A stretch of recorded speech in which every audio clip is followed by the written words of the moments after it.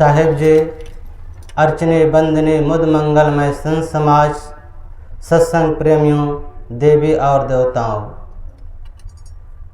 आप सबके बीच में एक भजन प्रस्तुत है।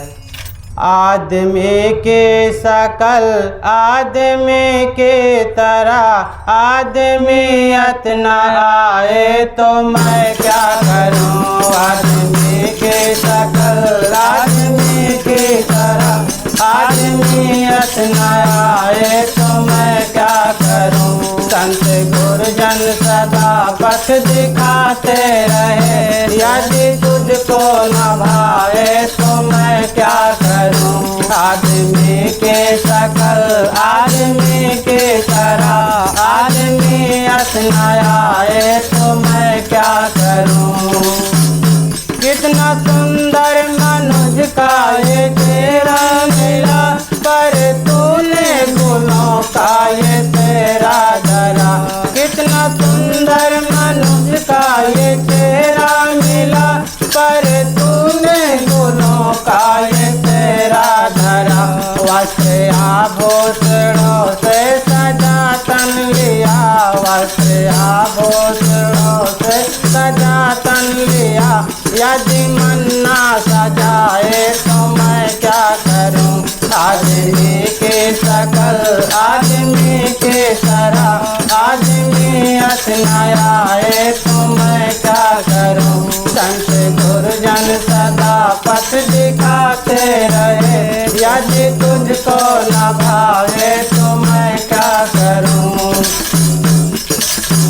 तेरी आकृति दिखने में सुंदर बड़ी, पर प्रकृति गुण से है काले पड़े। तेरी आकृति दिखने में सुंदर बड़ी, पर प्रकृति गुण से है काले पड़े।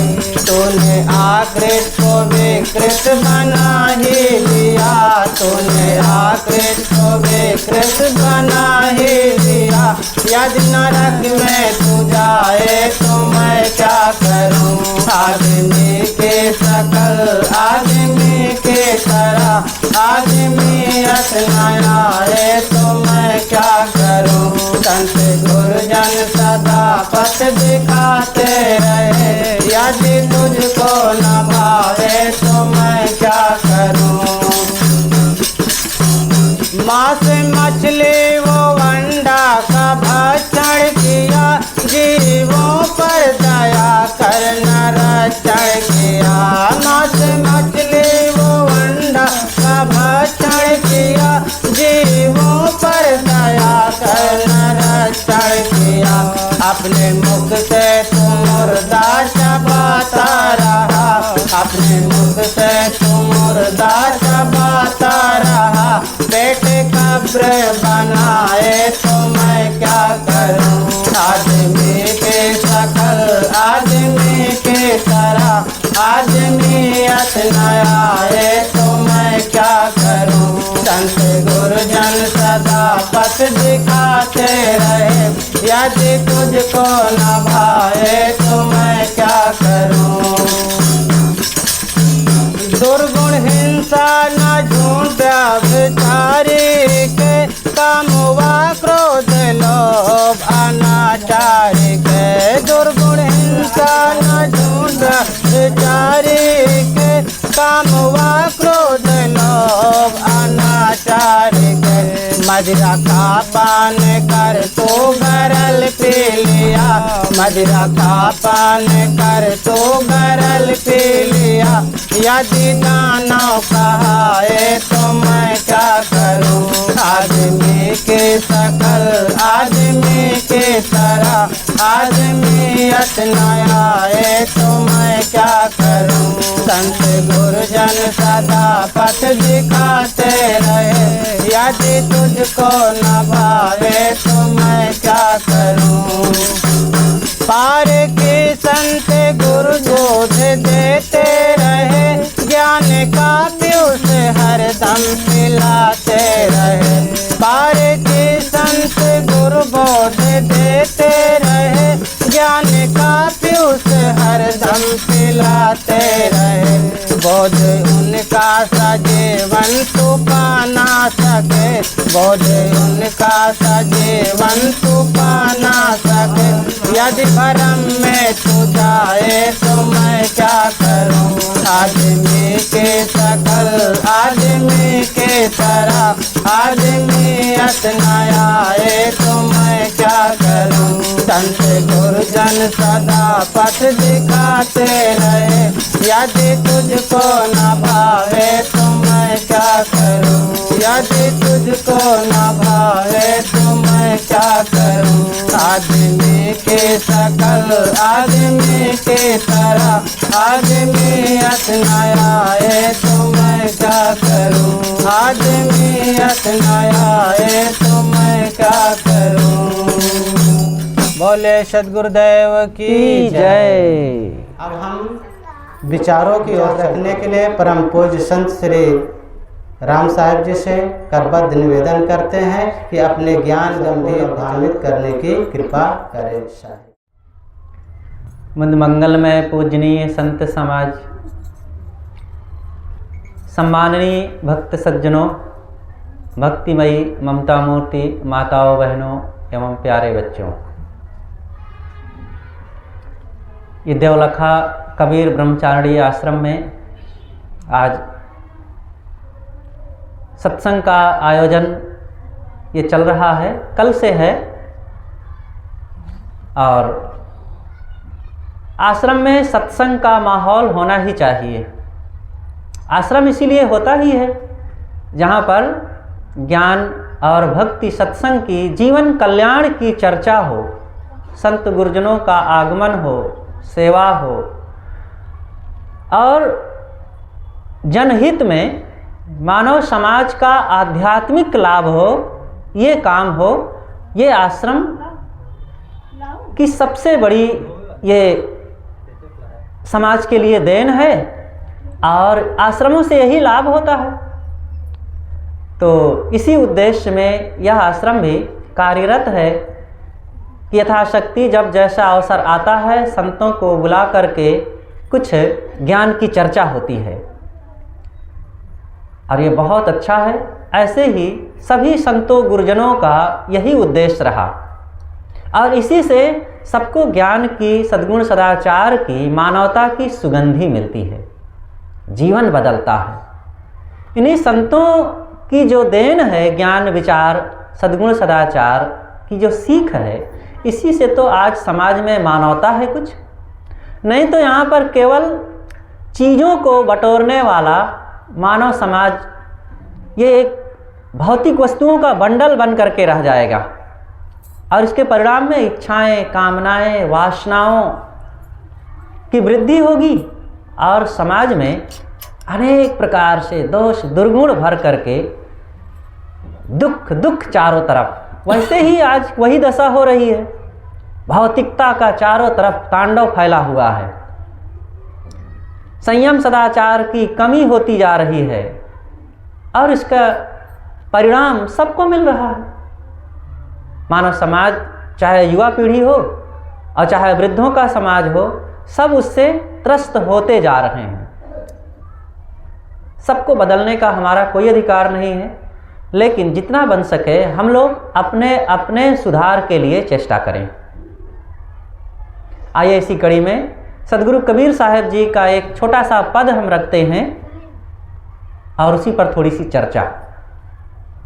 सद्गुरु कबीर एक महान मानवतावादी संत थे। वो मनुष्य को ऊपर उठाना चाहते हैं, नीचे नहीं। अज्ञान, आसक्ति में, मोह में, अंधविश्वास में और तमाम इच्छाओं, कामनाओं के दोष दुर्गुणों में गिर करके मनुष्य नीचे जाता है और इन सब से ऊपर उठना, यही सबसे बड़ी विशेषता है इस जीवन की। और सद्गुरु कबीर यही चाहते हैं, सभी संतों का यही उपदेश रहा है। लेकिन कबीर के विचारों में तो फिर केवल मानव जीवन को ऊपर उठाने के लिए सारे अंधविश्वासों से निकाल करके मानवता के प्रशस्त उस मैदान में लाने के लिए ही उनके विचार हैं। साहब कहते हैं, कबहू न भयो संग और साथा, ऐसे ही जन्म गमायहु आछा। बहुरी न पई हो ऐसो थाना, साधु संगति तुम नहीं पहचाना।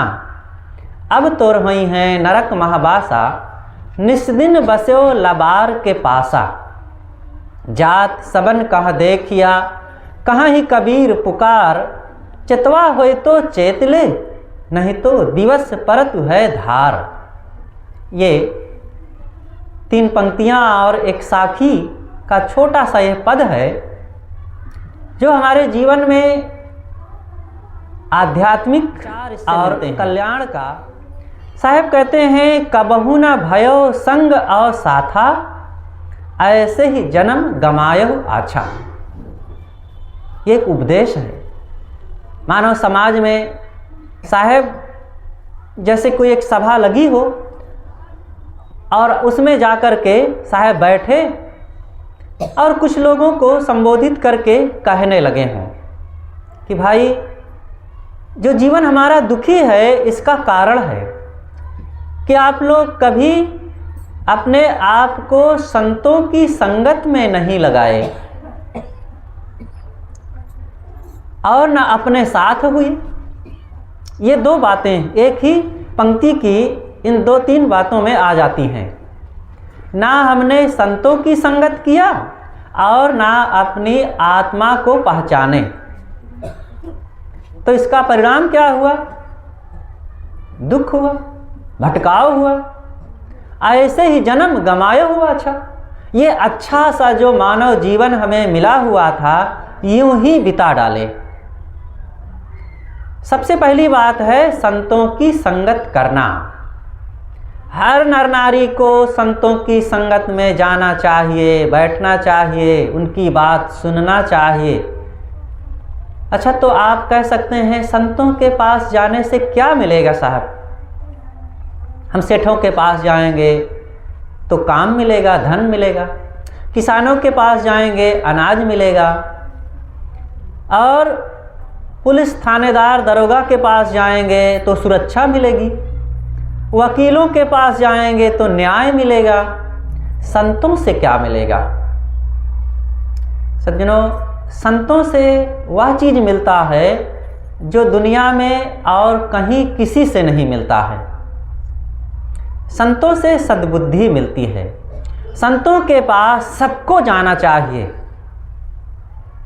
संतों के पास बच्चों को भी जाना चाहिए, बूढ़ों को भी जाना चाहिए, महिलाओं को भी जाना चाहिए, और ज्ञानियों को भी जाना चाहिए, अज्ञानियों को भी जाना चाहिए। आप कहेंगे कि साहब संतों के पास बच्चों को क्या मिलेगा? संतों के पास जब आप जाएंगे और बच्चे भी जब जाएंगे तो उनको संस्कार मिलेंगे। संस्कार विहीन आज का हमारा जो नया जनरेशन है, नई पीढ़ी है, कितना बौखलाया हुआ है। बच्चे 10-12 साल के हुए और बस शुरू, और पहले से ही कहीं गुटखा खाने लगते हैं, पान खाने लगते हैं, बीड़ी पीने लगते हैं, और ना जाने क्या क्या उनके जीवन में, उनके व्यवहार में, उनके आचरणों में ये कुप्रवृत्तियाँ आ जाती हैं।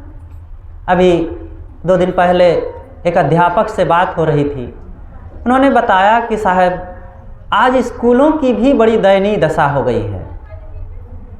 अध्यापक गुटखा खा करके पढ़ाने आते हैं, और बच्चे ऐसे हैं कि कक्षा 8-7 में पढ़ने वाले भी कभी कभी शराब पी करके आ जाते हैं। स्कूलों में जो पढ़ने वाले बच्चे हैं वहाँ अगर शराब पी करके आएंगे तो सोचो उनमें कितना गिरावट आ चुकी है।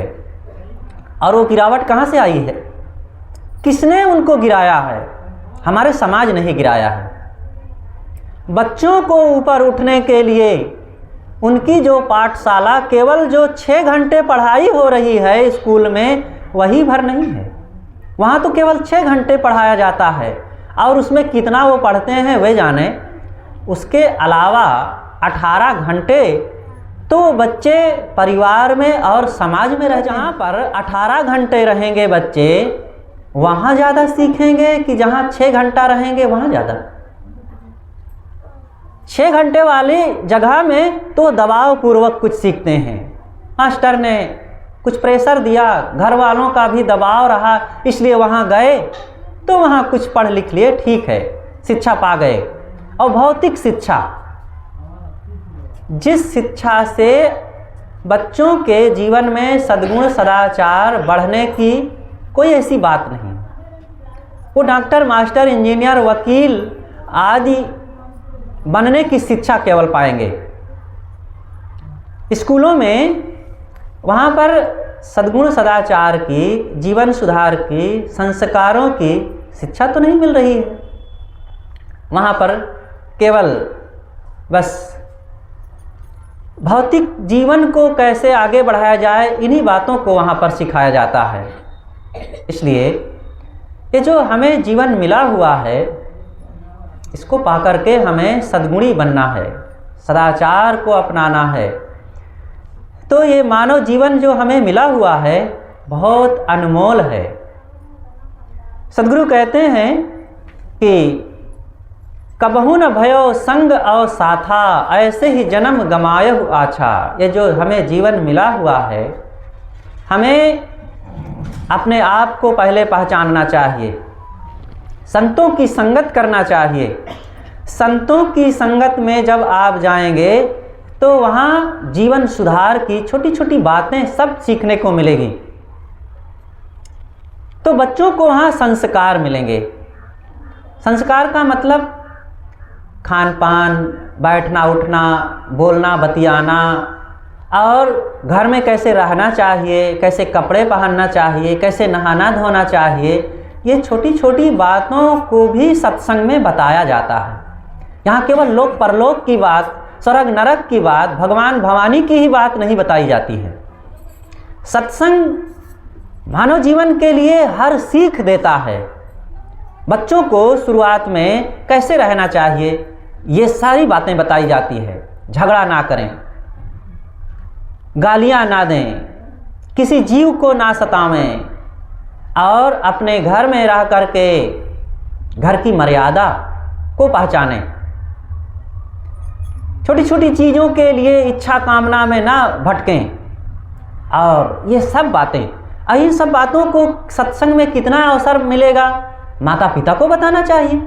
किसी को फुर्सत नहीं है, बच्चे पैदा हो गए और अगर बन सका तो पाल लिए, साल डेढ़ साल, नहीं तो वो भी दाई धाय लगा देती हैं, लोग लगा देते हैं। पालने वाले भी आज किराए पर आ जाते हैं, और पाल लिए थोड़े दिन, और 1-2 साल 3 साल के हुए तो स्कूल शुरू हो गया, और स्कूल शुरू हो गया तो पैसा आज है, लोग अध्यापकों को दे देते हैं साल भर के लिए 2 लाख 3 लाख 4 लाख, और जाए बच्चा पढ़े वहाँ, और फिर पढ़ेगा माता पिता से दूर, घर से दूर, दादा दादी से दूर, अपने स्वभाव संस्कार से दूर, और वो सब से दूर जा कर के स्कूल में, हॉस्टल में रह कर के पढ़ता है, और वहाँ इतिहास, भूगोल, गणित, विज्ञान पढ़ने के साथ साथ और पता नहीं क्या क्या पढ़ता है।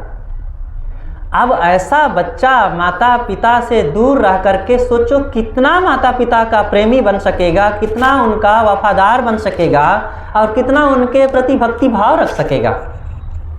इसलिए आज के समाज को, माता पिता को, बच्चों को समय देना जरूरी है।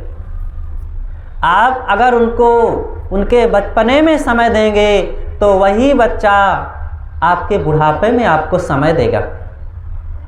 आज किसको समय है? माता पिता को फुर्सत नहीं है बच्चों को समय देने का। हम छत्तीसगढ़ में थे, एक सज्जन के यहाँ जाना हुआ। अब वो दोनों पति पत्नी नौकरी वाले, अब उनका बड़ा प्रेम था, वो बुलाए लेकिन कहे साहब छुट्टी नहीं मिली। उनको 2 बच्चे थे, दोनों बच्चे स्कूल चले गए, अपना दोनों ड्यूटी चले गए, और हमको कहें साहब आप रहिए, ये चावल दाल है और ये रसोई घर है, आप बना खा लीजिएगा और हम शाम को आएंगे।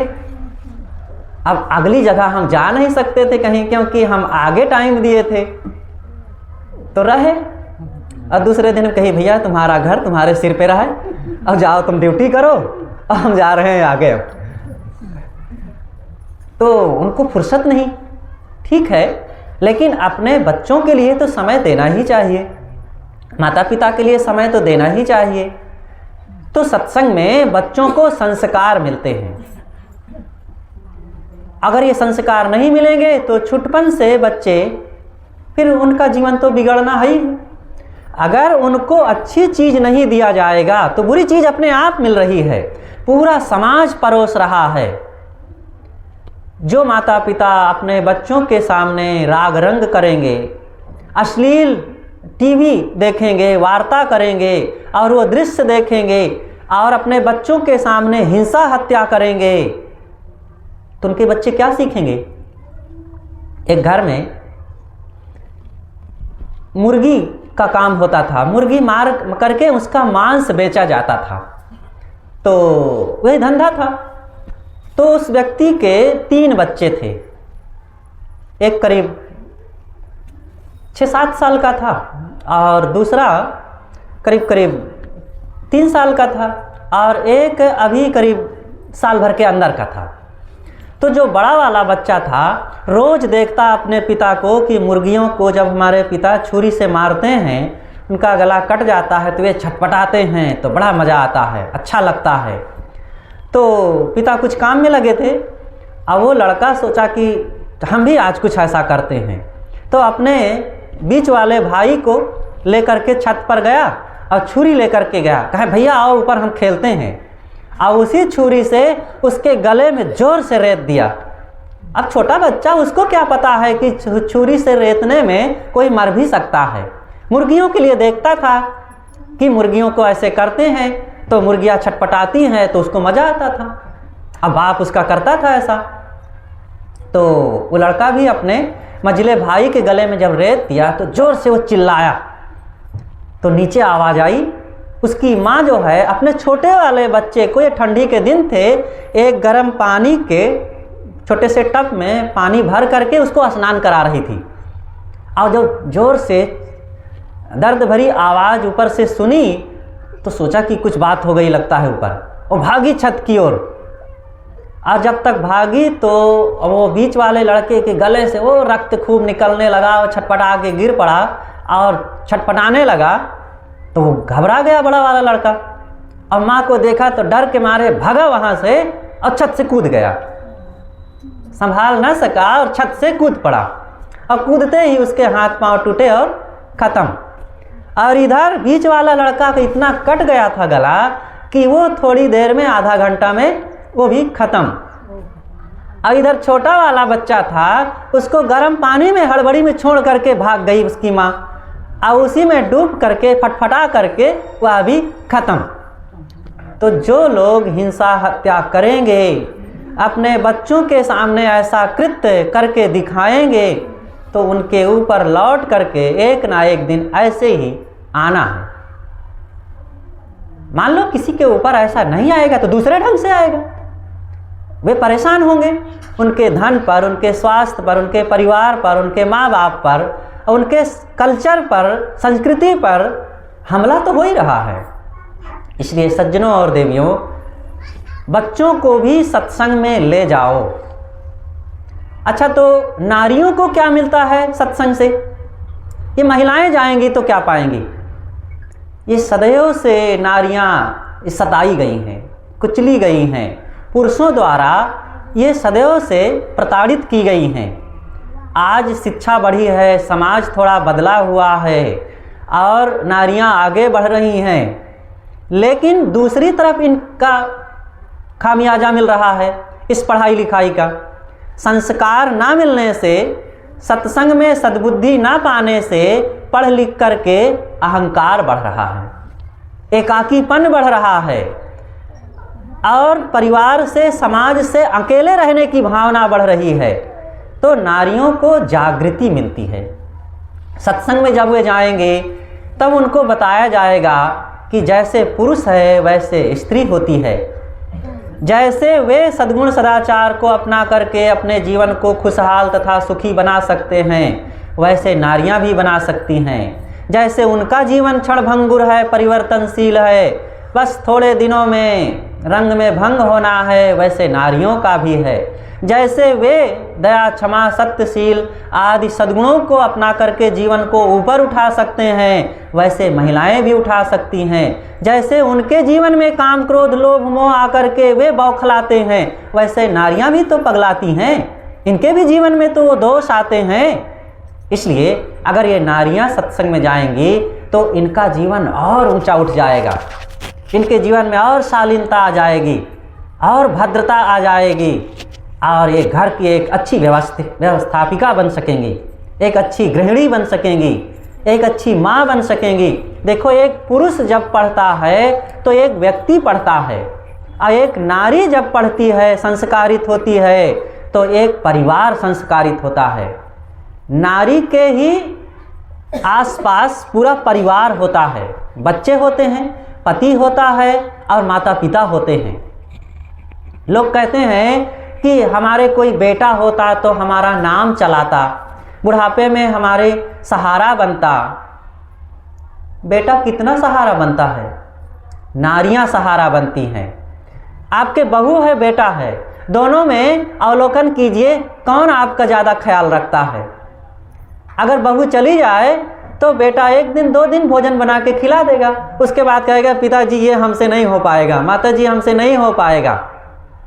और अब भोजन ही बना सकता है, आप कब सोते हैं, क्या ओढ़ते हैं, कहाँ बैठते हैं, क्या खाने में पसंद करते हैं और कैसी रोटी पसंद करते हैं, कितने बजे खाना पसंद करते हैं, ये बेटे को कुछ पता नहीं है। लेकिन आपकी जो बहू है वो सब जानती है। पिताजी, ससुर जी क्या पसंद करते हैं, सासू माँ क्या पसंद करती हैं, और उनको खाने में कौन सी थाली पसंद है, कौन सा पीढ़ा पसंद है, कौन सी जगह पसंद है, कितने बजे वो खाना पसंद करते हैं, ये सब पता है उसको।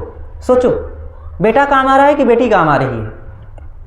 इसलिए नारियों को सत्संग में जाना चाहिए। नारियां अगर सत्संग में जाएंगी तो उनको जागृति मिलेगी, और वो जागृति पूरे समाज को लाभ देगी, पूरे परिवार को खुशहाल बनाएगी।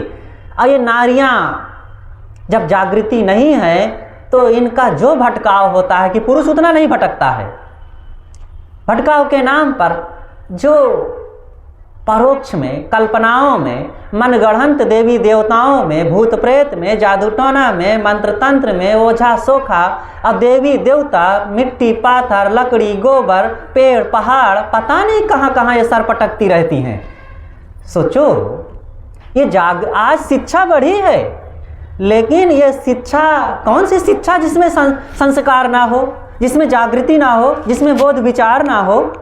अंग्रेजी, हिंदी, गणित जान लिए थोड़ा सा, और थोड़ा सा देश दुनिया को जान लिए, तो क्या ये शिक्षा बढ़ गई है? ये शिक्षा से ना उनका हित है, ना समाज का, ना परिवार का। हाँ, देश का इस प्रकार से हित है कि भौतिक उन्नतियों में, वो ऑफिसों में, कंपनियों में और स्कूलों में जगह जगह जा कर के वो काम कर रही हैं। अब काम करने के नाम पर उधर पैसा तो कमा रही हैं, लेकिन उसका खामियाजा परिवार उनका बहुत बिगड़ जाता है। बच्चे बेसहारा हो जाते हैं, माता पिता बेसहारा हो जाते हैं, समाज से वे कट हो जाते हैं, क्योंकि ऐसे घर में अतिथि मेहमान ही नहीं आते हैं, संत गुरुजन ही नहीं आते हैं, तो केवल वे पैसा कमाने वाले कर्मचारी बन करके रह जाती हैं। और एक जब पति कमाता है तो ला करके कमाई का सारा धन पूरे परिवार में, माता पिता, पत्नी, बच्चे, अतिथियों, सब के लिए वो वितरण करता है। यहाँ तक कि स्वयं कम में रह जाता है और सारा कमाया हुआ धन सबके ज़रूरतों को पूरा करने में लगा देता है। लेकिन जब देवियाँ कमाती हैं तो सबकी बात नहीं है, लेकिन अधिकतम देवियाँ पहले अपने शौक श्रृंगार को पूरा करती, क्योंकि उनका पहले से ख्वाब है कि साहब अपने कदमों पर खड़े होंगे, किसी से हाथ नहीं फैलाना पड़ेगा।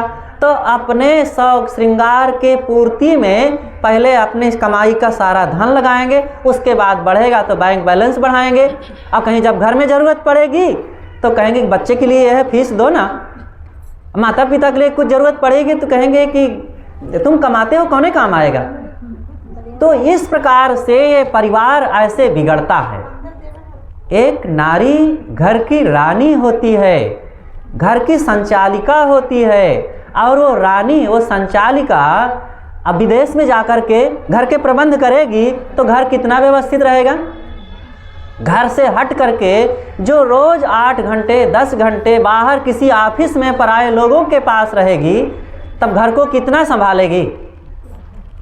हम जानते हैं अधिकतम, देखिए सबकी बात नहीं है, कोई अगर हो तो दुखी ना होंगे, लेकिन जो नौकरी चाकरी करने वाली देवियां होती हैं उनका रसोई अव्यवस्थित, उनका ड्राइंग रूम अव्यवस्थित, उनका बेडरूम अव्यवस्थित, उनका बाथरूम शौचालय अव्यवस्थित, उनके बच्चे अव्यवस्थित हो जाते हैं। क्योंकि कौन संभाले। जो दिन के 8-8 घंटे बाहर कमाएंगी पैसा, तो कब वे घर को संभालेंगी। और 10 किलोमीटर 20 किलोमीटर 50 किलोमीटर चल करके रोज आएंगी जाएंगी। अब जब आएंगी लौट करके तो बेचारी मुंह के बल बिस्तर पर गिरेंगी, थकी मांदी। अब भोजन बनाना ही उनको कठिन हो जाता है, तो घर को सफाई करना, हर चीज़ का मैनेज करना, बच्चों से बात करना, उनको प्यार करना, सास ससुर का हाल समाचार पूछना, उनको प्यार से खिलाना पिलाना कहाँ हो पाएगा। इसलिए देवियों को सत्संग से जागृति मिलती है, जागो। और फिर इन सब जागृति के बाद अपने कल्याण को भी तो सोचो। जो लोग बाहर केवल भौतिकवाद में आगे बढ़ते जाते हैं, वो धन से तो आगे बढ़ जाते हैं, लेकिन उनके जीवन में दया, क्षमा, प्रेम, पवित्रता, आपस का प्रेम, परिवार में सुमति संगठन और मन में अनासक्ति, निर्मोहता, ज्ञान, शांति, ये सब कमाने की कहाँ फुर्सत है। इसलिए कोई नौकरी करता हो ना नौकरी करता हो, घर में रहता हो, सबको ज़रूरत है कि सत्संग से जुड़ करके जीवन सुधार और जीवन कल्याण का काम करें। ये जीवन सदैव ऐसे नहीं रहेगा। भले कोई आज 4 दिन की जवानी में और चटक मटक में बहुत बढ़िया सब कुछ है, लेकिन थोड़े दिनों में रंग में भंग होता है। ये सुंदरता गायब होनी है, ये शक्ति गायब होनी है, ये घर परिवार का सबका जो अनुकूल वातावरण है ये भी गायब होना है। 4 दिन में शरीर ढीला होगा, लोगों का मन भी बदलेगा, बच्चे दूर जहाँ तहाँ हो जाएंगे। अब बुढ़ापे में आपका क्या होगा। केवल धन से काम नहीं बनेगा। आप जो जवानी में, जो व्यक्ति जवानी में धन नहीं कमाया रहेगा, बुढ़ापा में उसको गरीबी से ज़िंदगी जीना पड़ेगा। इसी प्रकार जो व्यक्ति जवानी में धर्म नहीं कमाया रहेगा, उसको बुढ़ापा में अकेलापन की ज़िंदगी जीना पड़ेगा और वो घुट घुट करके जिएगा। इसलिए सभी नारियों को, सज्जनों को सत्संग में जाना चाहिए। और बूढ़ों को क्या मिलता है सत्संग में? बूढ़ों को क्या मिलेगा? बूढ़ों को सांत्वना मिलती है। अक्सर बूढ़े बच्चे लोग जो जवान हैं अपना अपना कारोबार देख रहे हैं, अब कोई दुकान में, कोई ऑफिस में, कोई खेत में, कोई और कहीं लगे हैं। घर में बूढ़े अब वो काम भी नहीं कर सकते, उनके पास कोई बैठता भी नहीं है, अब उनका उतना रूप सौंदर्य भी नहीं है, तो कोई उनसे रुचि भी नहीं लेता है और जिम्मेदार दूसरे लोग हो गए हैं। तो अब बूढ़े अकेलापन महसूस करते हैं। लेकिन जब ये सत्संग में आएंगे तो इनको सांत्वना मिलेगी। संत बताएंगे कि बाबा बहुत दुनिया देख लिए हो, बहुत राग रंग हो गया है, बहुत सब खा पी लिए हो, अब अपने में मस्त रहना सीखो, भजन करो, अपनी आत्मा को देखो, अपने स्वरूप को पहचानो, अपने अंदर के सद्गुण सदाचार में खो। वो तुम्हारे पास बहुत सांत्वना देने वाले, प्रेम देने वाले, सम्मान देने वाले हैं। सदगुरु कबीर ने तो कहा है ना, मौसम कौन बड़ा परिवारी, सत है पिता धर्म है भ्राता, लज्जा है महतारी। लंबा पद है। तो जब ऐसे परिवार से प्रेम करना सीख जाएंगे ये बूढ़े बुजुर्ग लोग, तब बाहर के बेटा बेटी नाती पोतों की अपेक्षा ही नहीं रह जाएगी। और नहीं तो बेचारे सत्संग में गए नहीं, भक्ति भजन किए नहीं, आत्म शांति का काम हुआ नहीं, तो दिन भर जीवन भर मोह माया में डूबे रहे। अब बुढ़ापा में वही लपर चपर करते रहते हैं कि नाती पोता आवें, उन्हें खिलावें, और लोग आवें हमसे बैठें और बतुआएं, गप सड़ाका करें, राजनीतिबाजी करें। कौन बैठेगा तुम्हारे पास? तो भजन करना सीखो। बुढ़ापे में जब भजन करेंगे, अंतर्मुख रहेंगे, तो एकांत आपके लिए स्वर्णिम समय लगेगा। तो ये कुछ करो, नहीं बहुत ज्ञान विचार की ऊंची बात जानते हो तो पूजा पाठ करो, तीर्थ मूर्त कुछ करो, ग्रंथ कुछ पढ़ो, अपने गीता भागवत कुछो जानते हो, कुछो मानते हो, कुछ पढ़ो लिखो। तो बुढ़ापा का सदुपयोग करना सीखो। लेकिन नहीं, मोह करने की आदत हो गई है। अपने बच्चों को पाले। अब बच्चा बड़ा हो गया, वो नौकरी करने लगा, दुकानदारी करने लगा, अब बच्चों के बच्चों को पाल रहे हैं। वो भी 4 दिन में बड़ा हो गया, उसकी शादी हो गई और जीवित हैं तो उसके बच्चों को पालेंगे, अपना भजन नहीं करेंगे। अगर वे जीवित रहें तो 50 पीढ़ी को पालने का ठेका ले लें। ये पालना वालना में तुम घिस जाओगे और कौनो कर्म के नहीं रह जाओगे। इसलिए देखो, सरकार भी व्यवस्था देती है और प्रकृति भी व्यवस्था देती है कि बचपना में माता पिता का प्यार दुलार पाते हुए बड़े हो जाओ और फिर पढ़ो लिखो, बुद्धि को विकसित करो और शरीर को विकसित करो, और जैसे विकसित हो जाए तो धन कमाओ। और धन कमाते कमाते अब काफ़ी थक गए हो, 60 बरस के हो गए, तो सरकार कहती जाओ अब हम तुम्हें छुट्टी देते हैं और घर में रह करके भक्ति भजन करो। और भक्ति भजन ना करो तो फिर जाओ मोह माया में डूब कर ताश खेल कर समय बर्बाद करके रो। तो अब क्या करना चाहिए? यही हो रहा है, भक्ति भजन तो नहीं करते हैं लोग, वही दुख वाला काम फिर बुढ़ापा में शुरू कर देते हैं। इसलिए बुढ़ापा का सदुपयोग करना सीखना चाहिए और वो सत्संग से प्रेरणा मिलती है। नहीं तो नौकरी करने वाले जब नौकरी के समय में रहते हैं तो बड़ा उनका जीवन का सब चीज़ का मैनेजमेंट रहता है, टाइम टू टाइम सब कुछ चलता है। और रिटायर्ड हुए तो चड्ढी पहने और दातून 12 बजे तक घिसते और इधर उधर भटकते, उनका बीतता है कोई न कपड़ा पहनने का व्यवस्था, न खाने की व्यवस्था, न शरीर की, न घर की, न परिवार की, एकदम अव्यवस्थित हो जाते हैं। लेकिन नहीं, संभलो, व्यवस्थित होना चाहिए। हमारा हर चीज़, बैठना उठना, पहनना ओढ़ना, खाना पीना, बोलना बतियाना, संग कुसंग, हर चीज़ पर ख्याल होना चाहिए। कैसे ज़िंदगी को जीना चाहिए। समय के नब्ज को जो नहीं पहचानेगा वो दुख के अलावा कुछ नहीं पाएगा। इसलिए मैं सदगुरु कबीर साहब की एक वाणी पर कह रहा था कि कबहू न भयो संग और साथा, तुमने कभी ना संतों की संगत किया और ना अपने आत्मा के साथ हुए, अपने को पहचान। और ज्ञानियों को अज्ञानियों को भी सत्संग में आना चाहिए। ज्ञानियों का ज्ञान बढ़ेगा, अज्ञानियों के अज्ञान का मर्दन हो करके उनको समझ मिलेगी ताकि वे अज्ञान को छोड़ सकें। आगे की बात है कि अपने साथ भी हो। दुनिया को पहचानते पहचानते बूढ़े हो रहे हैं, आज तक क्या पाए? देखिए 3 बातें हैं, प्रत्यक्ष, परोक्ष है बाहर की दुनिया, चक्कर मकर, इंद्रियों के विषय भोग, आँख नाक कान जीभ चाम, सबके पास ये 5 ज्ञानेंद्रियाँ है। और इन ज्ञानेंद्रियों से संसार को रात दिन हम देख रहे हैं, खा रहे पी रहे हैं और सुन रहे हैं और इसी में रात दिन व्यवहार कर रहे हैं। और ये भाग दौड़ करते, चीज़ों को उठाते धरते, उपयोग करते, जोड़ते जोड़ते देखते हैं कि फिर भी दुख वैसे ही है, अशांति वैसे ही है, मानसिक पीड़ा वैसे ही है। तो इससे कुछ लोगों को ऊब होती है, तो फिर परोक्ष में टटोलते हैं। कहीं देवी देवता, मंदिर मस्जिद, गंगा यमुना, तीर्थ मूर्त में जाने लगे कि वहाँ शायद दुख कट जाए, तो वहाँ गए, लेकिन वहाँ लग करके भी शांति नहीं मिली। और देवी देवता पूजते परोक्ष में ये काम करते करते वो लाभ नहीं मिला। लेकिन धीरे से फिर आत्मज्ञान का काम करना चाहिए। बाहर से चाहे जितना हम चीज़ों को पा जाए, लेकिन हमारा मन अधूरा केवल पाने में लगा रहेगा और पाने की इच्छा बनी रहती है कि और पा जाए, और ये देख लें, वो सुन लें, वो जान लें। कहाँ तक दुनिया की चीज़ों को आप बटोरते रहेंगे। इसलिए हमें सदगुरु कबीर साहब की इन वाणियों को समझना चाहिए और जीवन में हमें इनका उपयोग करना चाहिए। साहब कहते हैं, ऐसे ही जन्म गमायो आछा, बहुरी न पई हो ऐसो थाना, साधु संगति तुम नहीं पहचाना। सोच लीजिए कि फिर से ये स्थान मिलने वाला नहीं है। थाना, अस्थाना, स्थान, ये कौन सा स्थान? मानव जीवन का। ये मनुष्य शरीर मिला हुआ है जो बहुत कीमती है, बहुत अनमोल है। इसको पा करके इसका सदुपयोग करना चाहिए।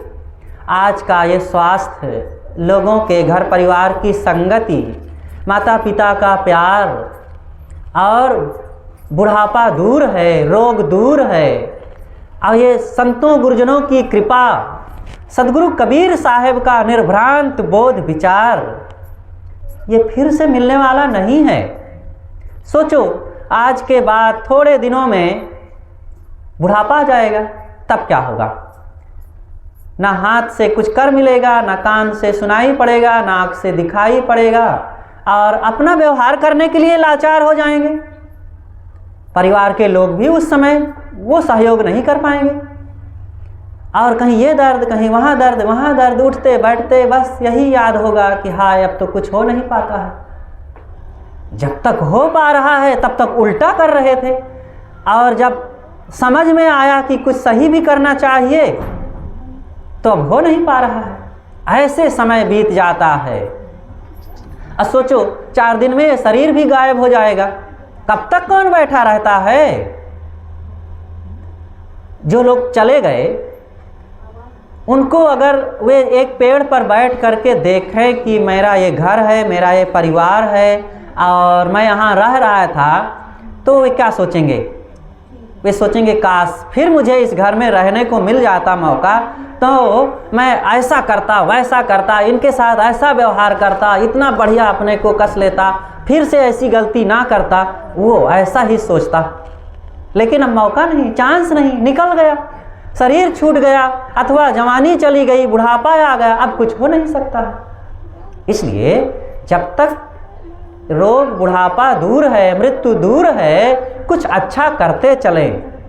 इसी समय में यही घड़ी यही बेला साधो, यही घड़ी यही बेला। तो साहब कहते हैं, बहुरी न पई हो ऐसो थाना। फिर से ये जीवन, ये शरीर, ये स्वास्थ्य और ये गांव, ये देवलखा और ये आश्रम, ये गलियां मिलने वाली नहीं हैं। ये जो कर्नेलगंज में और रगड़गंज में, लखनऊ में, कहाँ कहाँ रह रहे हैं, ये सदैव थोड़े यहाँ रहना है। 4 दिन की बात है, फिर कौन कहाँ जाएगा पता नहीं। इसलिए आज जो करना चाहिए वो काम करो, खास काम पर फोकस होना चाहिए। मन की शांति के लिए, जीवन उद्धार के लिए। एक काम करने से 2 लाभ हो जाता है। आज अगर आप इस जीवन में अपने को सुधार करके, दोष दुर्गुणों को त्याग करके, अज्ञान अंधविश्वास से ऊपर उठ करके जिएंगे, ज्ञान भक्ति में लग करके जिएंगे, तो आज का जीवन बड़े आराम से बीतेगा। धन बढ़ेगा, स्वास्थ्य अच्छा रहेगा, घर का प्रेम बढ़िया रहेगा, बच्चे आपसे जुड़े रहेंगे और बाहर का माहौल अच्छा रहेगा और सब कुछ बढ़िया। बुढ़ापा भी अच्छे से बीत जाएगा। देखो, आज का जीवन बढ़िया से बीतेगा। और दूसरी बात है, परलोक का भी सुधार हो जाएगा। एक पंथ 2 काज। इसलिए यही काम करना चाहिए। बहुरी न पई हो ऐसो थाना, साधु संगति तुम नहीं पहचाना। संतों के पास जाकर के हमने ज्ञान भक्ति की पहचान नहीं किया तो क्या होगा? फिर उल्टा पलटा सब सूझेगा। जो सत्संग को से दूर होगा, संतों से दूर होगा, ज्ञान भक्ति से दूर होगा, तो यही तो होगा। अंडा खाएगा, मांस खाएगा, शराब पिएगा और नाना अंधविश्वासों में रहेगा। ओझा सोखा बैगा तांत्रिक उसको ठगेंगे, लूटेंगे और अपने जीवन में निराशा से ग्रस्त हो करके और वो सारा दुख पाएगा। इसलिए सत्संग में, संतों में जा कर के जीवन को पहचानो, अपने को पहचानो। और जब नहीं पहचान करेंगे तब क्या होगा? साहब कहते हैं, अब तो हुई है नरक मह बासा। नरक में बास होगा। जो लोग शराब पी रहे हैं, मांस खा रहे हैं, मुर्दा खा रहे हैं। मांस क्या चीज़ होता है? जिंदा होता है कि मुर्दा? मुर्दा ही तो होता है। किसी को घबराने की बात नहीं है। जो लोग मांस खाते हैं वो यही है, मुर्दा ही तो खा रहे हैं। घर में एक प्यारे पिताजी, भाई जी, माता जी और कोई भी रहे, उनका शरीर छूट गया, प्यारे थे, उनके साथ बैठ के खाते थे, उनके साथ बैठकर सोते जागते थे, चलते फिरते हंसते थे। लेकिन शरीर छूटते ही, आत्मा निकलते ही अब कहते हैं अब तो ये लाश पड़ी है, मुर्दा है, अब नहीं बैठ पाते, अब नहीं लेट पाते हैं, अब दूर कराए। लेकिन एक गंदा, मलिन, घोर, घृणित जानवर, जो बकरी, मुर्गी, सुअर, जानवर कोई भी हो, और वो जीवित था बेचारा, भले गंदा था लेकिन जीवित था, अपने जीवन को जी रहा था, और उस जीवित प्राणी को मार के मुर्दा कर डाले और उस मुर्दा को घर में ले आए। और घर में ला कर के नहीं, वो पवित्र स्थान जिसे रसोई कहते हैं वहाँ ले गए और ले जा कर के उसको लोग खा गए, पेट में दफना लिए उस मुर्दे को। सज्जनों सोचें, विचार करें और ऐसे घोर कर्मों से सदैव बच के रहें। यही है नरक में वास। एक कुत्ता, एक बिल्ली, एक लोमड़ी, एक सियार जो करते हैं वही मनुष्य भी करे तो क्या फर्क पड़ता है दोनों में। एक सज्जन ने कहा कि अरे साहब, मांस खाना उचित है, हम शास्त्रों से सिद्ध करते हैं कि मांस खाना चाहिए। गुरुदेव जी से उस सज्जन ने कहा था, तो गुरुदेव जी ने कहा कि आप शास्त्रों से सिद्ध करेंगे कि मांस खाना चाहिए। अरे लोमड़ी, सियार, गिद्ध, कौवा तो बिना शास्त्र के खा के सिद्ध कर रहे हैं कि मांस खाना चाहिए। और अगर आप मांस शास्त्र से ही सिद्ध करेंगे तो उस लोमड़ी, कुत्ता, सियार, कौवा से बढ़ करके तो ना हुए। बेचारे चुप हो गए। अरे भाई, शास्त्र में लिख दिया है कोई वैसे ही बुद्धि वाला, तो आप उसको प्रमाण मान लेंगे। जो लिखा है सब सच नहीं, जो चमके सब सोना नहीं। इसलिए विचार करो, गलत रहन सहन खान पान से ऊपर उठो। मांस खाना कभी भी उचित नहीं है। सदैव पवित्र आहार होना चाहिए। आहार शुद्धो सत्व शुद्धि, सत्व शुद्धो ध्रुवा स्मृति, स्मृति लंबे सर्वग्रंथि नाम विप्रमोक्षः। ये हमारे ऋषि देखो कितना बढ़िया कहते हैं कि आहार शुद्धो सत्व शुद्धि। आहार कहते हैं जो ग्रहण किया जाए, और मोटे रूप में भोजन को आहार कहते हैं। तो भोजन हमारा कम से कम पवित्र तो होना ही चाहिए, लेकिन और भी इसका गहरा अर्थ है। आहार मतलब इंद्रियों द्वारा जो आहरण किया जाए, जो हम रात दिन देख रहे हैं, सुन रहे हैं, जान रहे हैं और पांचों विषयों को ग्रहण कर रहे हैं, सब आहार है। लेकिन कम से कम इतना तो ध्यान होना ही चाहिए कि खान पान सही हो। जैसा खाए अन्न वैसा बने मन, जैसे पिए पानी वैसे बोले बानी। तो आहार शुद्धो सत्व शुद्धि। आहार शुद्ध होने से सत्व कहते हैं अंतःकरण को। जब आपका खान पान अथवा देखना, सुनना, छूना, खाना ये सब शुद्ध हो जाएगा तो आपका अंतःकरण पवित्र हो जाएगा। आपके अंदर में जो बैठा भगवान है वो खुश हो जाएगा। अंदर के परमात्मा को खुश करो। सबके अंदर में वो राम बैठा हुआ है, खुदा बैठा हुआ है, परमात्मा बैठा हुआ है, वही तो है आत्मा। सदगुरु कबीर ने उसे कहा, हृदय बसे ते ही राम न जाना। हृदय में बैठे हुए उस राम को नहीं जानते हो। अल्लाह राम जियो तेरी नाई, जिन पर मेहर हो तुम साई। अल्लाह और राम जिसे तुम कहते हो, मंदिर और मस्जिद में जिसे बैठा रखे हो, वो उसकी कृपा से मनुष्य नहीं जी रहा है, मनुष्य की कृपा से वो जी रहे हैं। बात सच है कि नहीं? अगर मनुष्य अपनी कृपा छोड़ दे और गुस्सा लग जाए तो वही मंदिर को तोड़ के धराशायी कर देता है, वही मस्जिद को तोड़ के धराशायी कर देता है, वही मूर्ति को तोड़ के फेंक देता है। भगवान या खुदा नहीं कहता कि नहीं नहीं मुझे मत तोड़ो, मैं तो यहाँ बैठा हूँ, मैं तुम पर फिर बदला लूँगा, कभी कहता है? तो अल्लाह और राम की कृपा से भगवान मनुष्य जीता है कि मनुष्य की कृपा से वो जीते हैं। साहब कहते हैं अल्लाह राम जियो तेरी नाई, तेरे कारण वे जीवित हैं, तेरे कारण वे पूजे जाते हैं। इसलिए अपने को पहचानो।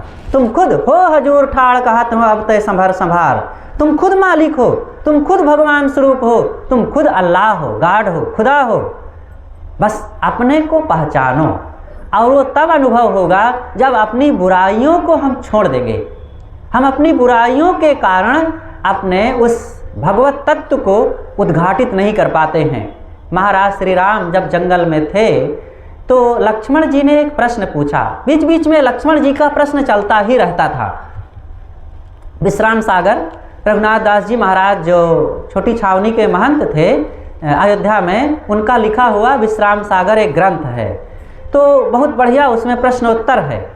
तो उसी में बात आई है कि श्री लक्ष्मण जी पूछते हैं श्री राम जी से कि भैया ये बताइए कि जीव ईश में भेद किम, जीव और ईश्वर में क्या अंतर है, क्या भेद है?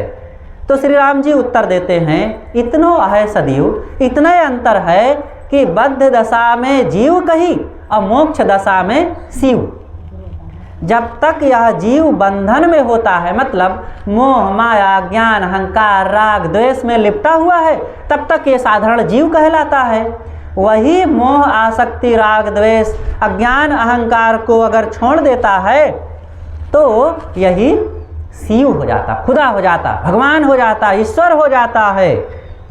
तो आप वही हैं, बस अपने को धोना शुरू कीजिए, अपने को मांजना शुरू कीजिए, आप वहाँ पहुँच जाएंगे।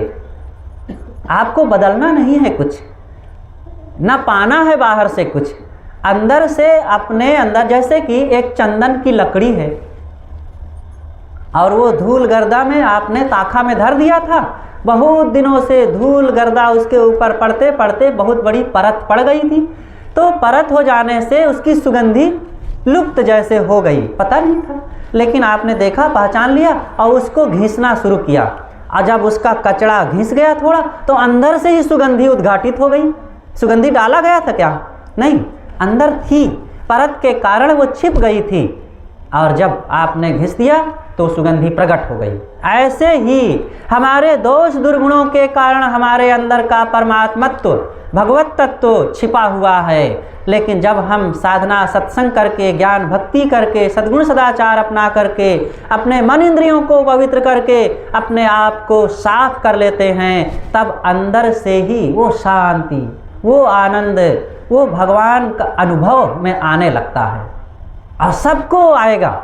आप लोग ये ना सोचिए कि हम तो गृहस्थ हैं, हम तो स्त्री हैं, हम तो अभी साहब नौजवान हैं और बाद में सब करेंगे। नहीं, किसी भी उम्र में आप अगर बुद्धि को संभाल लिए हैं, मजबूत हो गए हैं, तो कर सकते हैं। तो ये सब काम हमारे लिए सदगुरु कबीर ने उपदेश दिया है। गुरुजनों ने चल करके, सदगुरु अभिलाष साहब आपके बीच आते थे, क्या बताते थे? यही तो कहते थे कि जीवन को साफ करो, जीवन को मांझो, दुर्गुणों को घटाओ। तो साहब कहते हैं कि अगर हम अपने जीवन को मांझेंगे नहीं तो नरक में वास होगा। अब तो रही है नरक महाबासा, निस्दिन बस्यो लबार के पासा। इसलिए ऐसा हुआ क्योंकि कुसंग में भटकते रहे। अंतिम में साहब कहते, जात सबन कहाँ देखिया, कहाँ ही कबीर पुकार, चतवा होए तो चेतले, नहीं तो दिवस परतु है धार। साहब बड़ी करुणापूर्वक दूसरों को देख करके, यहाँ संसार में भटकते हुए लोगों को देख करके बड़ी भावनापूर्वक करुणापूर्वक कहते हैं कि हे संसार के लोगों, यहाँ से अचानक कोई भी चला जाता है, चाहे जवान हो, बूढ़ा हो, बच्चा हो, नारी हो और कोई भी हो, अचानक हो यहाँ से चले जाते हैं। नहीं तो दिवस परतु है धार। दिन में ही डाका पड़ रहा है, दिवस परतु है धार। धार कहते हैं डाका को, लूट को। अगर आज हम सावधान ना हुए, जीवन को नहीं सुधारे, तो दिन में, मतलब दिन का मतलब मानव जीवन में ही लूट हो रही है। दिन, ये मानव जीवन दिन है, और मानव जीवन के बाद जब पशु आदि खानियों में चले जाएंगे तो ये रात है, रात का समय। इसलिए जात सबन कहाँ देखिया, कहाँ ही कबीर पुकार, चितवा हुए तो चेत ले, नहीं तो दिवस परतु है धार। आज ये मानव जीवन का सुनहला अवसर है, आज इसी में हम सावधान होकर के आत्म सुधार आत्म कल्याण का काम करें, जिससे कि लोक परलोक दोनों मंगलमय हो और हमारा जो वर्तमान का समय अच्छा हो। घर परिवार में रह करके बाल बच्चों को अच्छे संस्कार दे करके वृद्धों की सेवा करते हुए अपने जीवन को भी हम सुधार सकें, आगे बढ़ा सकें। और ये सारा काम सत्संग से और संतों की संगत से, आत्म कल्याण से, संयम सदाचार से ही संभव है। तो मैं काफ़ी देर से आप लोगों के बीच सदगुरु कबीर साहब की एक रचना कि कबहू न भयो संग अवसाथा, ऐसे ही जन्म गमायो आछा, इस पद के आधार पर कुछ चर्चा करता रहा।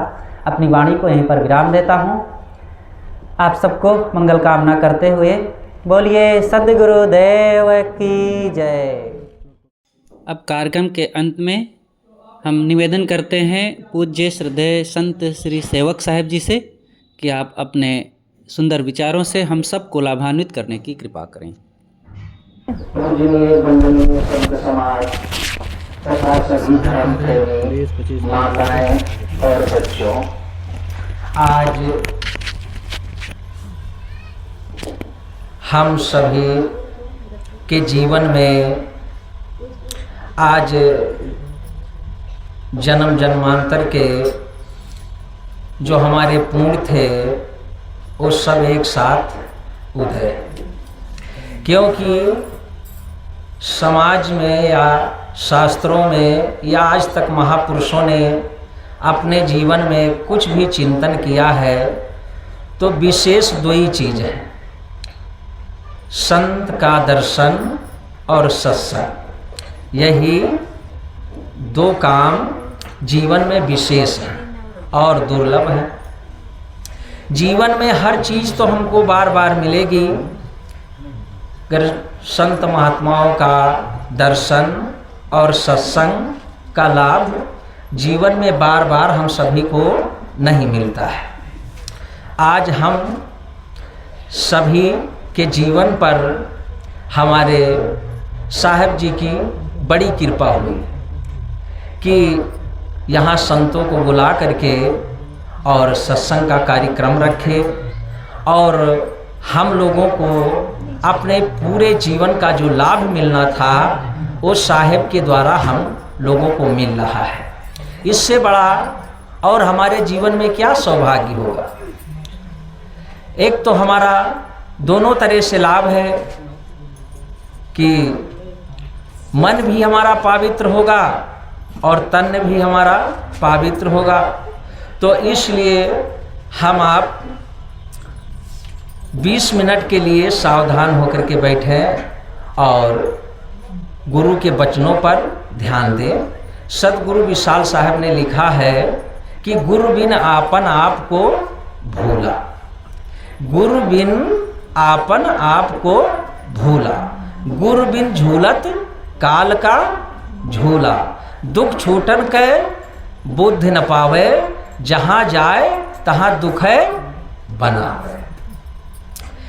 इन्हीं 3 चौपाइयों पर कुछ विचार करें। गुरु बिन आपन आप को भूला, यानी जीवन में जब हमें संत गुरुजन नहीं प्राप्त होते हैं तो जीवन में बड़ा भटकाव रहता है, बहुत भटकाव रहता है। गुरु बिन लाद विषय की लादी, जहाँ तहाँ भरमत फिरत विवादी। बिना गुरु के आदमी ऐसे भ्रमता है, ऐसे भटकता है कि वो लौट के संभल नहीं पाता है। तो इसलिए सतगुरु विशाल देव जी लिखते हैं कि गुरु बिन आपन आप को भूला।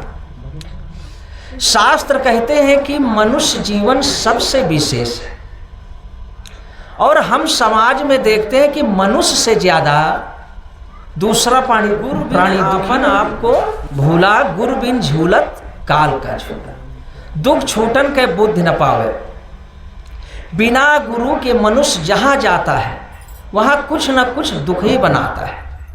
एक परिवार में बिना गुरु के लोग पूजा पाठ खूब करते हैं, भगवान की पूजा पाठ खूब करते हैं। एक परिवार में 4 लोग रहते थे,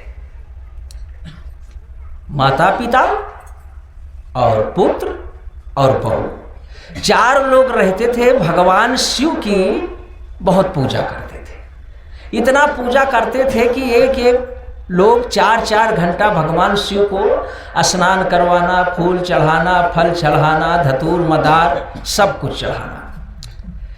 और भगवान से एक ही बात कहते थे, क्योंकि जीवन में गुरु थे नहीं, तो जब तक गुरु नहीं होंगे जीवन में तब तक हमको दिशा तो मिलेगा नहीं, और बिना दिशा के चलेंगे तो क्या होगा। चलना है पूरब के तरफ, हम चलते हैं पश्चिम के तरफ, तो जीवन में भटका ही तो होगा, और भटकेंगे तो दुख होगा। भाई हमारा मार्ग है पूरब के लिए और हम जाते हैं पश्चिम के तरफ, और जब पश्चिम जो जाएंगे तो हम भटकेंगे, अब भटकेंगे तो वास्तव में हमको दुख मिलेगा। मिलेगा कि नहीं मिलेगा? मिलेगा। तो भगवान की तो पूजा खूब करते थे, फिर भी जीवन भटका था। तो एक दूसरे से बहुत जलन रखते थे। ये पूजा करने वाले लोग जलन बहुत रखते हैं, क्योंकि अंदर की तो बात समझते नहीं।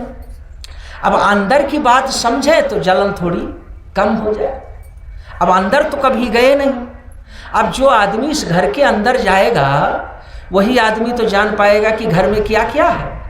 और जो घर में नहीं गए वो, उनको तो पता है नहीं, बाहर से कोई टेंट है, पेंट है, रंगा है, सजाया है, बनाया है, बड़ा सुंदर है, बड़ा अच्छा है, और अंदर पूरा कूड़ा कबाड़ भरा है। इसी तरह से हमारा भी जीवन है, बाहर से तो खूब सजाया बनाया है और अंदर हमारे बड़ा कूड़ा है, यानी काम है, क्रोध है, लोभ है, और सबसे कठिन आज के युग में है जलन, यानी जिसे ईर्ष्या कहते हैं। ईर्ष्या और द्वेष, ये दो बहुत तेजी से बढ़े हुए। तब परिवार में पूजा पाठ तो खूब था, अंदर में जलन रहती थी एक दूसरे से, और जलन होते होते धीरे धीरे करके वो बहुत गरीब हो गए। जिनके परिवार में लड़ाइयाँ होती, जिनके पति पत्नी का विचार एक जैसा नहीं होगा, उसके घर में गरीबी रहती है। धन कितना भी हो फिर भी व्यक्ति गरीब रहता है। जिसके पिता और पुत्र में प्रेम नहीं रहता है, उसके घर में काफ़ी धन होने के बाद भी लोग दुखी रहते हैं। जिनके सास पतों में अच्छा तालमेल नहीं रहता है, अच्छा प्रेम नहीं रहता है, तो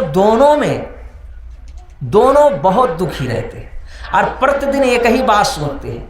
पतो एक बात सोचेगी, भगवान किस जन्म का पाप था जो इस घर में आ गए, और सास कहेगी भगवान किस जन्मों का हमारे पाप था जो ऐसी बहू हमको मिल गई। ये आफत रहती उन घरों में। तो यही दशा थी उन घर की, सब पीड़ित थे और धीरे धीरे करके गरीब हो गए। और जब गरीब हो गए, भोजन नहीं मिल पा रहा था, तो एक दिन पार्वती जी ने भगवान शिव से कहा कि आपकी पूजा इतनी करते हैं घंटों और आप इनको कुछ देते नहीं हैं।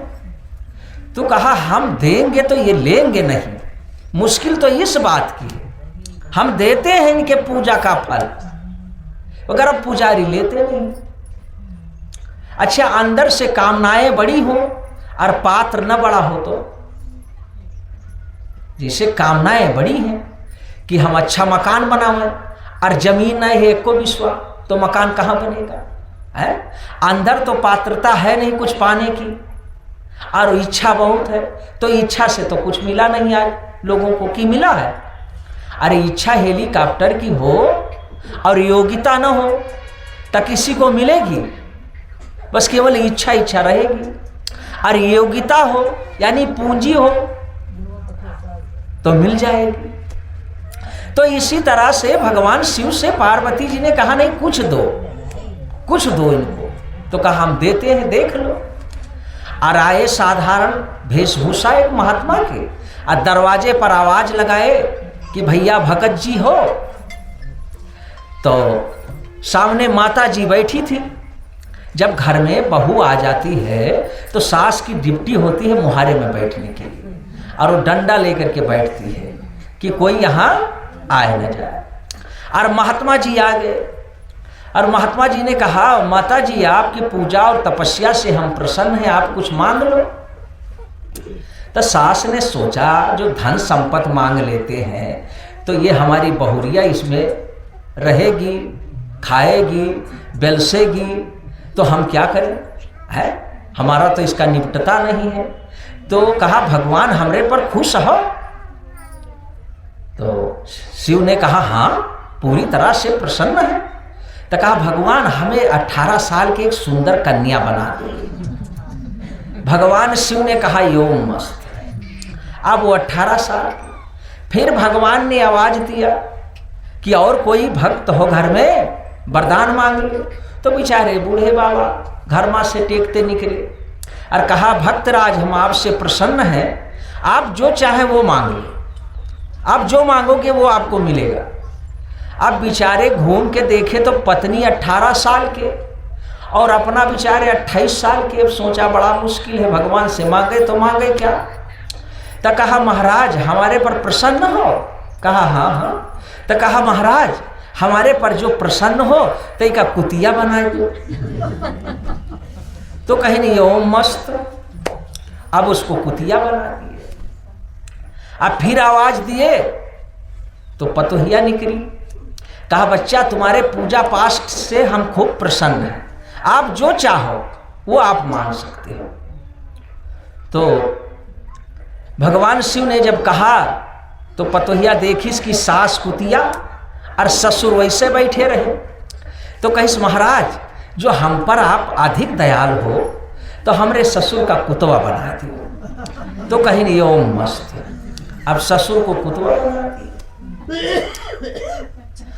आप फिर आवाज दिए तो घर में से लड़का निकला।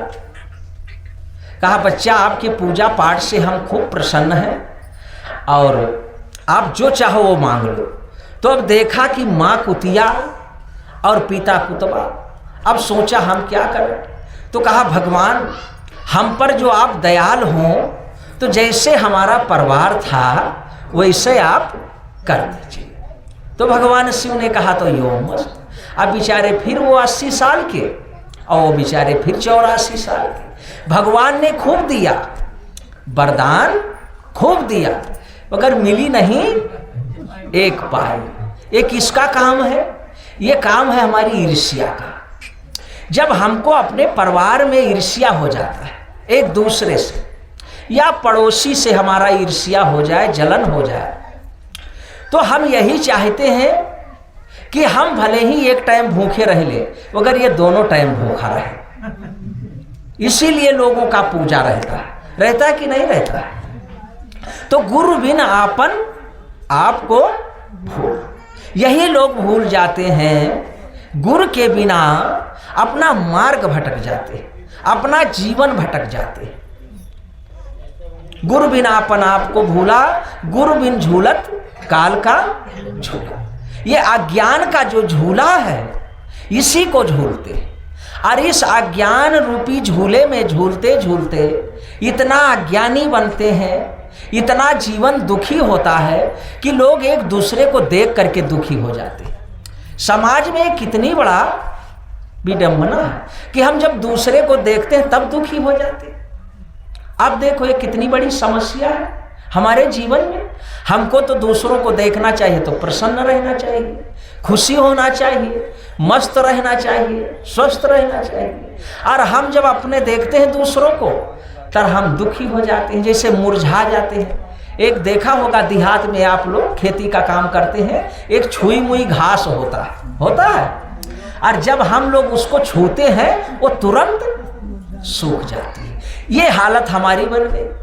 जब हम अपने एक दूसरे को देखते हैं, अपने परिवार में अपने सगे संबंधी को, अपने पड़ोसी को देखते हैं तो हम सूख जाते हैं उसी छुई मुई घास की तरह। ये हमारा कौन करता है? ये हमारा अज्ञान करता है। और हम लोग जब सत्संग में जाते हैं तो वहाँ हमको ज्ञान मिलता है, और जब हमें ज्ञान मिलता है, बुद्धि तो सब में है मगर बुद्धि के साथ साथ थोड़ा शुद्धि मिलती है, और शुद्धि के साथ साथ थोड़ा विवेक होता है। और जब हमारे अंदर विवेक होता है तब हमको ये पता चलता है कि जब हम दूसरों को देख करके प्रसन्न होते हैं तो हमारे अंदर खुशी आती है कि नहीं आती है। और जब हम दूसरों को देख करके जलन होता है तो हमारे भीतर बड़ा दुख होता है, तकलीफ होता है। खूब खाए पिए लुष्ट पुष्ट है, मगर जब किसी को देखेंगे तो बिल्कुल सूख जाएंगे। पता चलेगा कई दिन के मुरझान फूल है कि नहीं? ऐसा हमारा जीवन। तो गुरु बिन आपन आपको भूला, गुरु बिन झूलत काल का झूला। इस अज्ञान के झूला में हमारा जीवन प्रतिदिन सुख और दुख के चक्कर में हम सुखी दुखी रहते हैं। तो जो ये हमारी चौपाई है, रामायण में लंका सुंदरकांड में आया है कि जहां सुमति तहां संपत्ति नाना। केवल रुपया पैसा संपत्ति नहीं होती है। केवल रुपया पैसा संपत्ति होती तो रावण सुखी होता कि नहीं होता? बोलो, रावण से ज्यादा तो आपके पास संपत्ति होगी नहीं कि है? रावण का तो सुनते हैं कि सोने का पूरा उसका मकान था, सोने का पूरा उसका राज था। तो संपत्ति, जो गोस्वामी जी ने केवल संपत्ति लिखते तो रावण को लिख देते कि रावण से ज्यादा कोई सुखी नहीं। राम गोस्वामी जी ने तो लिखा जहां सुमति तहां संपत्ति नाना, यानी नाना प्रकार के, छोट से लगा करके और बड़ी तक। जीवन में जब किसी प्रकार का अभाव न हो तो समझो सारी प्रकार की संपत्तियां हैं। केवल रुपया हो जाना, धन हो जाना, धन से तो ज्यादा हमारा समय है, कीमती है कि नहीं। सोने चांदी के बर्तनों से ज्यादा कीमती तो हमारा समय है कि नहीं है। तो गोस्वामी जी ने कहा कि जहां सुमत होती है वहां संपत्ति नाना प्रकार की होती है। और ये सुमत आती कहां से है? ये सत्संग के द्वारा आता है। जब हमारे महापुरुषों के द्वारा कोई सत्संग सुनता है, अपने जीवन को संभालता है, अपने जीवन को सुधारता है और उसे संभाल के जब अपने जीवन को बढ़ता है आगे, तो उसे सुख मिलता है, शांति मिलती है, सुविधाएं मिलती है। तो संपत्ति से ये ध्यान रखना प्यारे भाई बहनों, संपत्ति से जीवन में आपको सुख नहीं मिल सकता है। संपत्ति से केवल मिलता है सुविधा। संपत्ति से क्या मिलता है? सुविधा। और परिवार से भी सुख मिलने वाला नहीं है, क्योंकि परिवार से सुख मिलता तो रावण से ज्यादा किसी के पास परिवार है ही नहीं। आज तो 2-4 बच्चे होते हैं तो लोग कहते हैं बहुत बड़ा परिवार है, और रावण के सुनते हैं कि 100 पुत्र थे, 100 नाती थे, उसके घर में तो थाली नहीं हटती होगी। तो जिसके इतना बड़ा परिवार था फिर भी वो कितना दुखी था, ये जानते हो। इतना दुखी था कि जिसके बस में देवता थे, देव थे, दानव थे, किन्नर थे, नाग थे, सबको अपने पास बंद रखता था, फिर भी रात में उसको चैन नहीं रहते थे, क्योंकि मन बड़ा दुराचारी था, मन बड़ा पापाचारी था। अच्छा, दुख बाहर होता है कि भीतर होता है? अब सोचो, सुख कहाँ होता है और दुख कहाँ होता है? दुख न बाहर होता है और न सुख बाहर होता है। दुख भी मन की मलिनता है और सुख मन की निर्मलता है। और राम ने क्या कहा? राम ने तो कहा है सीधे कि निर्मल मन जो मैं पावा, मोह ही कपट न भावा। तो जिसके मन में निर्मलता है उसके अंदर परमात्मा दिखाई पड़ता है, और जिसके मन में मैलता हो, पर्दे हैं, अज्ञानता है, पापाचार है, उसका मन बहुत दुखी रहता है, बहुत डिस्टर्ब रहता है। उसको कोई डिस्टर्ब करता नहीं, वो खुद होता है, उसे कोई दुख देता नहीं है, वो स्वयं दुखी रहता है। वो जहां जाएगा वो दुखी रहेगा, गुरु बिन वो जहां जाएगा वो दुखी रहेगा, क्योंकि उसका मन मैल है, गंदा है। और गंदा मन जहां जाएगा, तीर्थ में जाएगा, वहां भी दुख बनाएगा, वहां भी पाप करेगा। मंदिर में जाएगा, वहां भी पाप करेगा। लोग देखिए, मंदिर आश्रम एकांत होता है, वहां लोग शराब पीने जाते हैं। अब क्यों जाते हैं? और ये भी कहते हैं यहाँ भगवान रहते हैं। अब उनको ये समझ में नहीं आता है कि भगवान भीतर रहता है। और जो ये समझ में आ जाए कि भगवान भीतर रहता है तो वो कहीं गंदा काम नहीं करेंगे।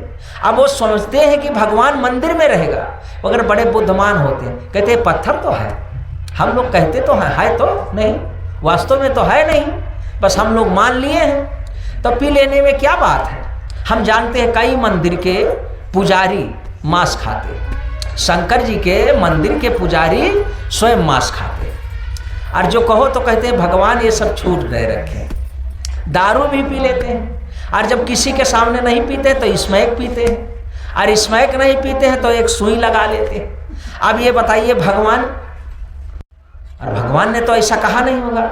भगवान शिव ने तो कहा है, उमा कहो मैं अपना अनुभव, सत्य हरि भगत जगत। यानी भगवान की जो भजन है वो जीवन का सुख है, और दुनिया का जितना विषय बेकार है ये सब दुख है। रामायण में एक चौपाई आई है कि जिस समय हनुमान जी और राम मिल रहे थे पहली बार जब हनुमान जी और राम जी की मुलाकात हुई थी, उस समय भगवान शिव ने इतना मस्त हो गए तो पार्वती ने पूछा, महाराज ये क्यों, इतना आप मौन क्यों हो गए कथा सुनाते सुनाते? तो भगवान शिव ने कहा, एक अलौकिक आनंद आया है। कहा क्या आया है? कहा एक भक्त और भगवान को एक होते देखा। भगवान भक्ति पान करते हैं, भगवान राम के रस को पान करते हैं कि ये शराब पीते हैं। भगवान शराब पीते हैं, जिससे जीवन खराब होता है वो शराब पिएंगे। भगवान तुम्हारी बुद्धि मारी गई है, भला सोचने समझने का कोई अकल नहीं बचा। तो भगवान शिव को आनंद आता है अपनी भक्ति से। भगवान शिव को आनंद आता है जब कोई भक्त अच्छा काम करता है तो भगवान को सुख मिलता है। अच्छा ये बताओ, तुम लोग कहते हो कि भगवान हमारे माता पिता हैं, मंदिर में जाते हो तो एक तो कहते हो तुम ही हो माता, तुम ही हो। अच्छा तुम्हारा बच्चा तुम्हारे सामने दारू पी करके आवे तो कितना अच्छा लगेगा? लगेगा? नहीं लगेगा। तो तुम भगवान के संतान हो और भगवान के सामने उल्टा सीधा काम करोगे तो भगवान को अच्छा लगेगा? नहीं लगेगा। कि लगेगा? जब हमको नहीं लगता है तो भगवान को कैसे लगेगा? तो जो उल्टा सीधा काम करते हैं लोग, पापाचार करते हैं, मांसाहार करते हैं या दुराचार का काम करते हैं, इसको देख देख करके भगवान को बड़ा तकलीफ होता है। जो तुम भगवान बाहर मानते हो, और जो बाहर नहीं मानते हो तो भीतर वाला तो परेशान है ही है। जो तुम भगवान को भीतर मानते हो तो वो तो परेशान है, और जो संजोग से तुम बाहर भी मानते हो तो वो तो बहुत नाराज होगा कि हमारे संतान होकर के ये कैसा काम करते हैं। सोचना चाहिए, समझना चाहिए। तो गुरु बिन आपन आप को भूला, गुरु बिन झूले काल का झूला। दुख छूटन के बुद्धि न पावे, जहां जाए तहां दुख है बनावे। आप तीर्थों में जाओगे तो वहां भी दुख बनाओगे क्योंकि पाप का काम करोगे। मंदिर में जाओगे वहां भी पाप का काम करोगे। गुरुद्वारे में जाओगे वहां भी पाप का काम करोगे। तो सबसे पहले जरूरत है गुरु की। आपकी जीवन में सबसे पहले किसकी जरूरत है? गुरु की। और गुरु क्या देगा? गुरु देगा एक अच्छे संस्कार, एक अच्छा संस्कार, एक अच्छा व्यवहार, एक अच्छा चरित्र का निर्माण करेगा तुम्हारे भीतर, तो हमारा जीवन सुखी होगा। गुरु बिन लाद विषय की लादी, जहां तहां भरमत फिरत विवाद। गुरु के बिना सब लोग एक विषय की लादी लादते हैं। आपके गांव में जो धोबी होते हैं जानते हो, वो लादी लादते हैं, जानते हो? कपड़ा धोने जाते हैं उसे लादी कहते हैं। तो गुरु बिन लाद विषय की लादी, और जहां तहां भरमत फिरत विवाद। जगह जगह विवाद करता है और भरमता फिरता है। एक किसान था तो वो खेत कटवाता था। इस संसार में दो तरह के लोग हैं। जो मजदूर आपके घर में मजदूरी करने आता है वो सोचता है कि दिन बड़ा होगा है, सोचता है। और जो मालिक होता है वो सोचता है दिन छोटा, सोचता है कि नहीं छोटा। इसी तरह से हमारा आपका जीवन है। जब हम कहीं हमारा कोई जरूरत का काम पड़ जाता है सोचते आज तो समय मिलता ही नहीं है, और जब सत्तारी बैठते तो सोचते आज तो दिन बहुत बड़ा हो गया, कटता ही नहीं। तो इसी तरह से एक गांव में धोबी था, तो एक किसान था। वो किसान खेत में मजदूर लगाया था। जंगल के करीब में खेत था और वहां मजदूर लगे थे, काम हो रहा था खेत में। तो वो अपने मजदूर से हमें संझा का उतना शेर का नहीं, और शेर जंगल में सुन रहा था। तो सोचा आज तक तो हम ही राजा थे, और ये संझा कौन सी बला है जो आई गए है, नहीं जो ये किसान कह रहा है। अब वो शेर डर गया, शेर डर गया, और वो अपना सांझ हुआ और घर चलाया अपने मजदूरों को लेकर के, और ये डरते डरते निकला। और पड़ोस में गांव था और एक धोबी रहता था, और धोबी का गदहा संजोग से शाम के टाइम कहीं भाग गया। अब वो डंडा लेकर के ढूंढ रहा था, और उधर जंगल से शेर निकला शिकार के लिए, और वो भी सोच रहा था संझा न मिल जाए, वो भी डरा था। अब देखा तो गदहा और शेर में ज्यादा फर्क नहीं होता है। गदहा जो पहले देहात में का धोबी रखते थे छोटे छोटे, और शेर भी छोटा हो। अब वो सोचा कि ये हमारा ही गदहा है, और पहुंचा, उसके 2-3 डंडा मारा और कहा वहां नहीं चढ़ पाए, घूरे पर घास अच्छी अच्छी लगी थी, यहाँ जंगल के करीब आए, अभी शेर आ जाता जंगल से तुमको खा लेता, हम कल किस पे लादी लादते। और पकड़ के लाया, उसी घोड़सार में बंद कर दिया। अब वो बेचारा जंगल में चरने वाला, एकदम स्वतंत्र सत्ता। अब वो जिधर बढ़े उसमें और कई गदहा थे। अब जिधर वो अपना मुंह बढ़ावे तैसे खींच के गदहा एक लात मारे भड़ाक से। अब इसको बड़ा चोट लगे, तो मन में सोचे कि बड़ी गलती किया। वो किसान अच्छी बात कहता था, वास्तव में ये संझा बहुत बड़ी बला है, ये संझा बहुत बड़ी बला है। अब ये भगवान जाने कैसे ये बाला टरे। सुबह हुआ, उसका काम था सुबह सुबह उस सारे गदहों के एक एक दड़िया लगा, रस्सी बांधा, लादी लादा और शेर पर भी लाद दिया, और सबको एक एक डंडा मारा, घाट के तरफ चल दिए। अब ये बेचारे तो जानते नहीं थे, अब ये तो इधर उधर आना कानी किए, तो 2-4 डंडा फादिल पड़े। फिर देखे कि गदहा इसी तरफ जाते तो अपना भी चल दिए। अब चल दिए, वहाँ जंगल के दांती में तालाब था, अपनी लादी उतार लिए और वो छांटना शुरू कर दिया और सबको छोड़ दिया। चलो, जंगल से कुछ शेर निकले। अब देखा कि हमारा भाई इस गदहों का लात खा रहा, तो एक शेर वहां गया और कहा, अरे भाई जरा अपने को तो देखो, अरे इस गदहों में तुम क्या करते हो। उस शेर ने कहा, चुप चुप तुम भाग जाओ। कहीं काहे, कहीं संझा है, काल से हमको पता है कि कितनी बड़ी बला है। अरे उसने कहा, तुम बेवकूफ हो, ये गधे हैं और ये धोबी है, अभी तुम अपने आप में दहाड़ो, न ये गदहा पता चलेंगे और न ये धोबी का पता चलेगा। और उस शेर ने उसके कहने से जब दहाड़ा, तैसे वो गदहा सब भगे और धोबी अपना आटा पाटा छोड़ करके भगा। ये रहा दृष्टांत। इसका सिद्धांत ये है, तुम मनुष्य हो, तुम सबसे श्रेष्ठ हो, और तुम डरते किसको हो? भूत को, परेत को, चुड़ैल को, चाटा को, मरी, मसान, डंखनी, पंखनी, कितने कितने भूत अपने ऊपर लादी लाद लिए हैं। गुरु बिन लाद विषय की जहां तहां भरमत फिरत।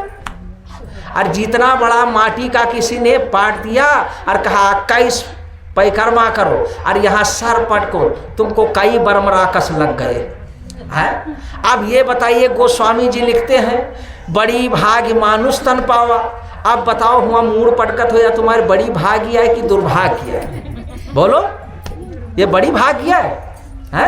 बड़ी भाग्य मानुष तन पावा, सुर दुर्लभ सति ग्रंथन गाओ है। साधन धाम मोक्ष कर द्वारा, पाई न जेह परलोक सम्हारा, सो प्रत्यय दुख पावे, सिर धुन धुन पछताए, कालह कर्म ईश्वर मिथ्या दोष लगा। काम अपना बिगाड़ते, दोष दूसरों को देते। अब इधर से ये संत महात्मा आ गए, ये बब्बरी शेर है, क्योंकि ये जागे हुए हैं। अब तुमको कहते हैं, अरे तुम वहाँ कहाँ गदहन के लात खात हो? जी है नहीं।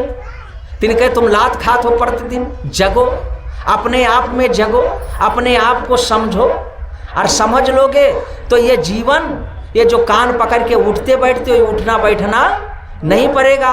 परमात्मा आपके भीतर है, राम भीतर है, कृष्ण भीतर है, शिव भीतर है। अपने भीतर में भगवान को देखो है।